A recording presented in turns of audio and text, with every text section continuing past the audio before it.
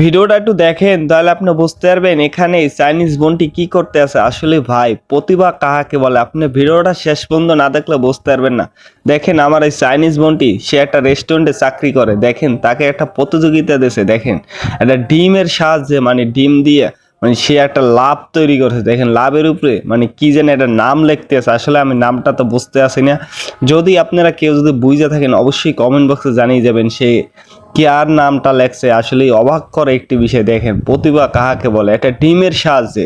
দেখেন আসলে চাইনিজ যে আমাদের সে কতটা আগানো, এইসব কোয়ালিটি ভিডিওগুলো না দেখলে বোঝা যাইতে না। মানুষ চাইলে ভাই যে কোনো কাজই সম্ভব। দেখেন আমার এই চাইনিজ মনটি কত সুন্দর চেহারা নিয়ে তারপরও কিন্তু সে কর্ম করে খায়, তার ভিতরে কোনো অহংকার নাই। দেখেন সে কিন্তু কাজে নামছে দেখে এই কাজে কিন্তু সফল হয়েছে। দেখেন মানে প্রতিভা কাহাকে বলে, মানে দেখতে থাকেন মানে ডিমটারে কি করতে পারে।